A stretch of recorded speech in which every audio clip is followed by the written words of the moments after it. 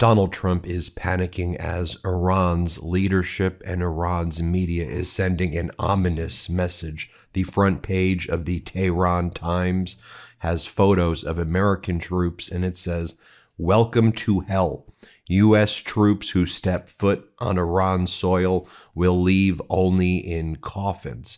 You have the Speaker of Iran's parliament, Ghalibaf, saying the following: "The enemy openly sends messages of negotiation and dialogue while covertly planning a ground invasion, unaware that our men are waiting for American troops to enter on the ground so they can set them ablaze and punish them and their regional partners forever. Our strikes continue. Our missiles remain ready. Our determination and faith have only grown stronger. We are aware of the enemy's weaknesses and clearly see signs of fear and terror within their ranks."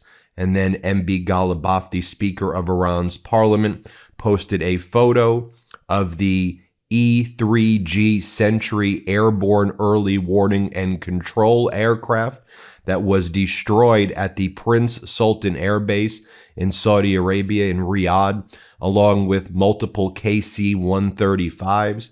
You'll recall the Trump regime said there was only minor damage to what's often referred to as the crown jewel of the Air Force. And you can see right there, that's not minor damage, that is serious damage, total loss, of course, of all of those aircrafts.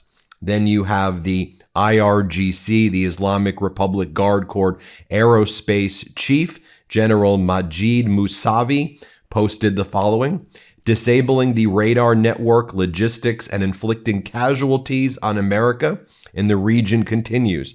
With Iran's intelligence oversight and strikes, America has no choice but to pull back from Iran's borders. The wreckage of the AWACS, the tankers, and destroyed American hangars bears witness to this. Soon, other high-value targets will be added to the list." And look, the ballistic missile strikes, Shahed drone swarms, FPV drone swarms sent by Iran continue. Israel received very serious hits, strikes overnight. I'll talk about that in a moment. Kuwait, Saudi Arabia, Bahrain, UAE, they continue to get hit. And what they often say is, oh, there was damage that was caused by debris. But no, I mean, we've seen the videos of the direct strikes, and we know that 13 American military bases in the Middle East have been abandoned by American soldiers. They've been fully evacuated because there's no way to guard against these drone swarms and ballistic missiles.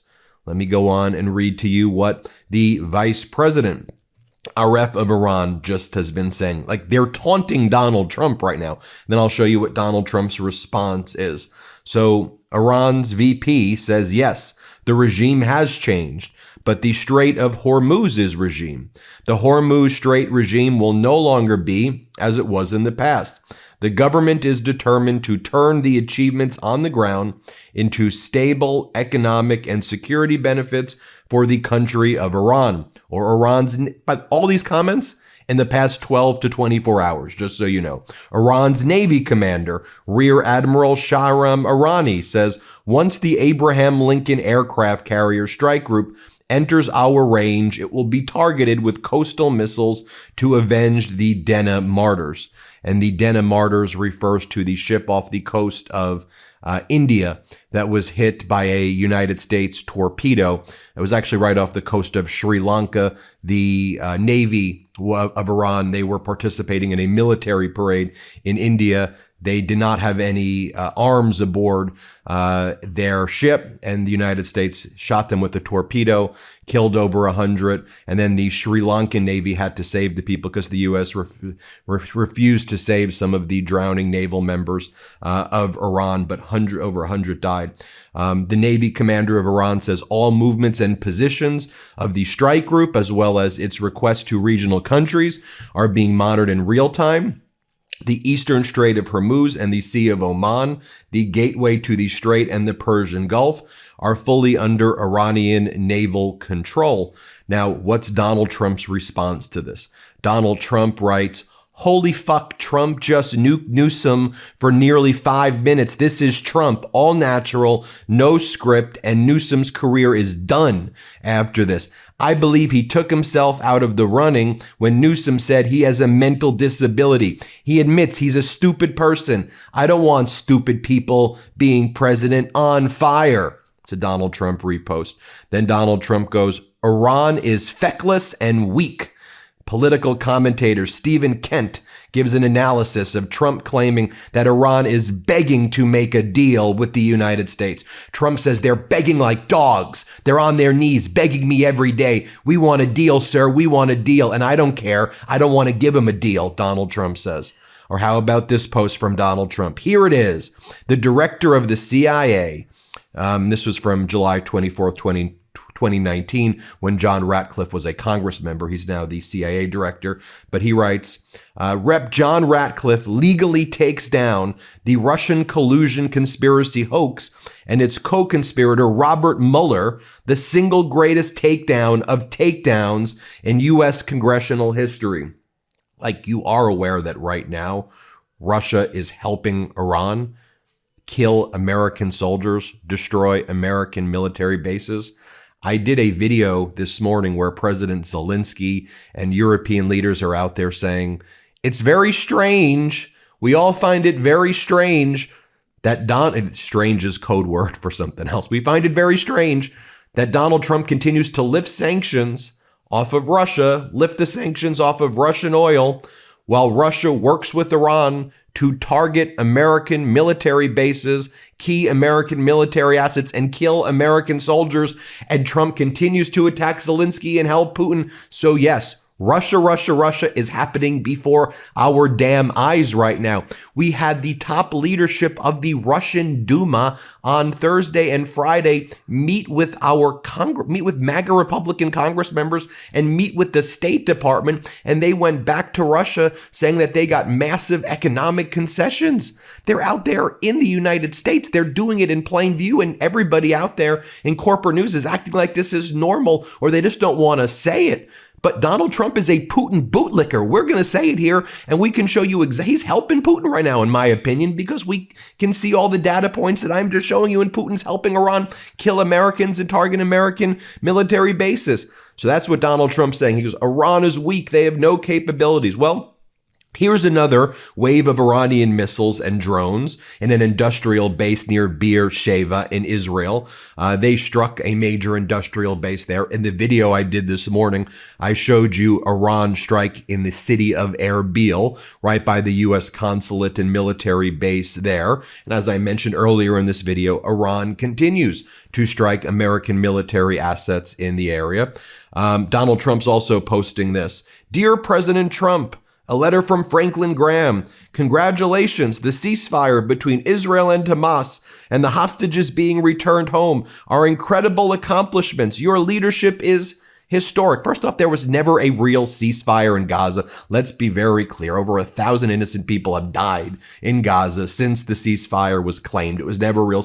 And that's what you're talking about now? While you've gotten the world basically in a world war right now, you're putting those letters up? What in the world are you doing? Meanwhile, you have the Iranian embassies making posts like this. The pedophiles are bombing Iran, and they were doing other posts like this. By the way, Pope Leo has chimed in.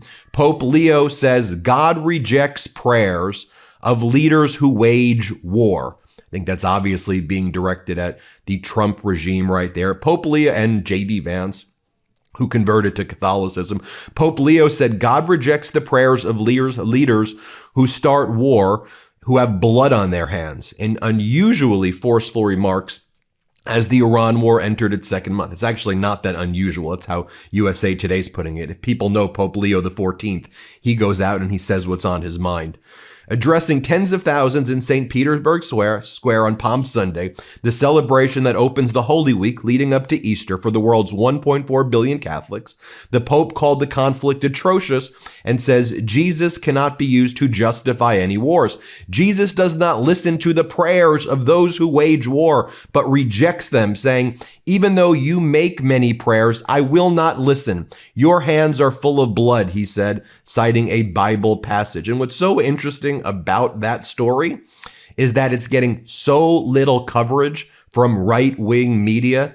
So-called center media and left-wing media is covering it, but very minimal of the coverage of what Pope Leo is saying there is being covered by right-wing media.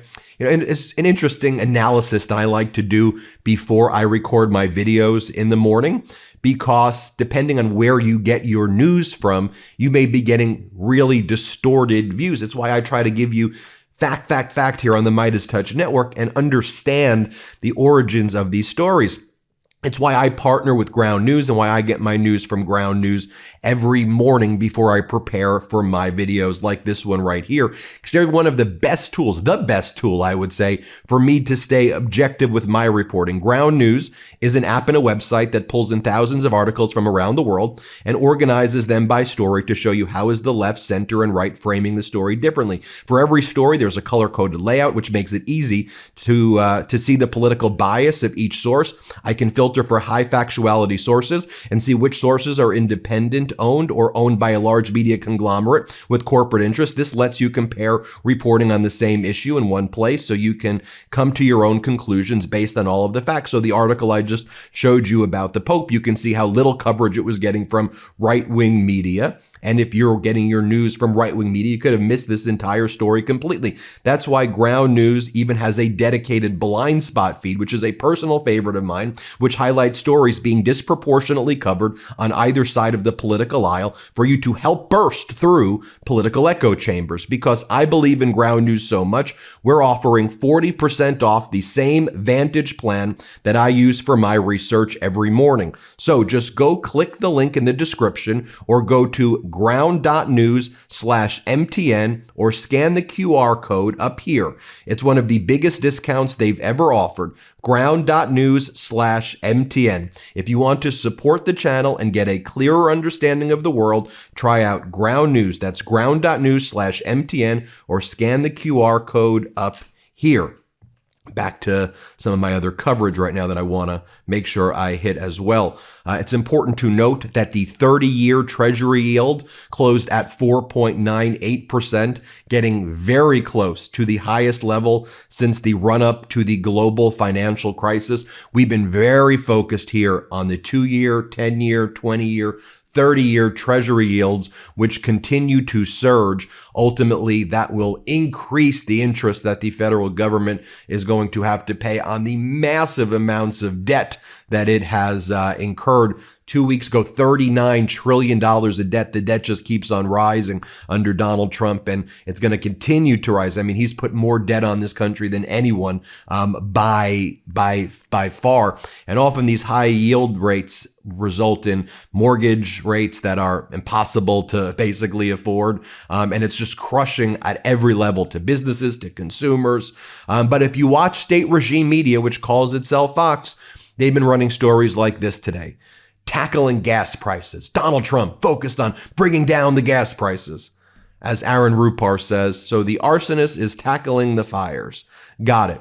On the Maria Bartiromo state regime show this morning, they brought on MAGA Republican Congresswoman McClain, and they're talking about how these MAGA Republicans and Donald Trump were refusing to pay TSA agents and causing mass disruption in our airports. Then Donald Trump said, well, I'm going to do it by an executive order, and that's how I'm going to pay the TSA agents, which is like, well, if you could do that, why didn't you do that weeks ago? Because you wanted to cause this pain and suffering. And then the Senate, on a bipartisan basis, put forward legislation to fund the TSA. So it was done the right way, bills becoming laws, not by executive orders.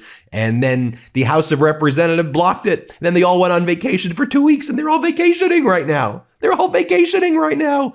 Right now, while we're in a war, while Donald Trump's in this unlawful war that Congress refused to utilize its Article 1 authority, they're taking a vacation. MAGA Mike said, see you later, everybody. We're on recess. We're out there partying while the American people are suffering, while our troops are being put into harm's way. Watch what she says here. Play this clip. Well, I've got to tell you, Congresswoman, I mean, some people out there look at this situation and they don't understand. They know that the Republicans are in charge. You are running the House. You are running the Senate. You are running the White House. And yet we have these fights, and it's obvious that you can't get on the same page. And it seems like Democrats are still winning. Yep.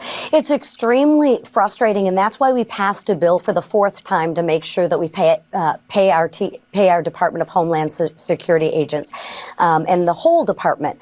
But this is a border fight. The radical Democrats want open borders. And as you know, it takes 60 votes in the Senate to get anything done. We need some common sense Democrats to come along with us.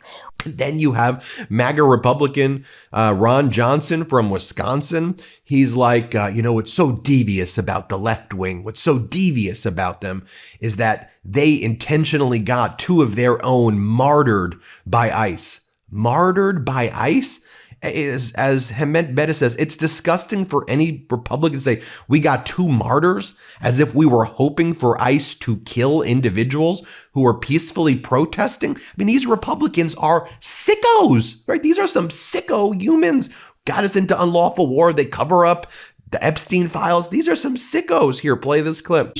But here's what they even more deviously, they trained activists to obstruct justice, encourage them to put themselves in harm's way, knowing they could get harmed. They got two martyrs, and then they're using those martyrs as their excuse to try and defund law enforcement, to defund the very agencies that are designed to clean up the mess they created. That's what we're dealing with. That's who Democrats are. Republicans need to get united, and we need to make sure that we blame Democrats, because that is where the fault lies. Now, before running the article that I shared with you earlier, the Tehran Times previous front cover was the following: schools to hospitals, a trail of U.S.-Israeli war crimes was their front page. And they continued to post photos of individuals who were killed, children who were killed in this disastrous war. I mean, I reported on this yesterday, but I think it deserves a lot of attention. I mean, we've talked about the elementary school where the United States killed 165 little girls at the school. We talked about the Denna, that ship. BBC Verify says that footage and expert analysis also indicates a U.S. precision strike missile was likely used in the March 9th strike on a sports hall in Lamerd, Iran, where children were training, killing at least 21 people, including young girls. High-resolution satellite imagery reviewed by the BBC shows the sports hall and nearby residential buildings being destroyed, while the adjacent IRGC compound appears to have remained undamaged. In other words, the U.S. destroyed the gym where children were playing and kept the IRGC military compound. The drop site had an earlier report on this as well, that a missile tore through a civilian gym packed with students during training sessions, triggering panic, collapsing debris, and continuous screaming as injured children were pulled from the rubble. Eyewitnesses describe parents arriving to find bodies of teenage girls and young children killed instantly, others buried under concrete. Both BBC and drop site were covering this, and I want to give that attention as well. This is where we're at right now. We'll keep you posted every step of the way here on the MeidasTouch Network. Now hit subscribe. Let's get to 7 million subscribers, and thanks for watching. New Meidas merch drop! Check out the latest pro-democracy sticker packs, t-shirts, hats, sweatshirts, and more. All at store.meidastouch.com.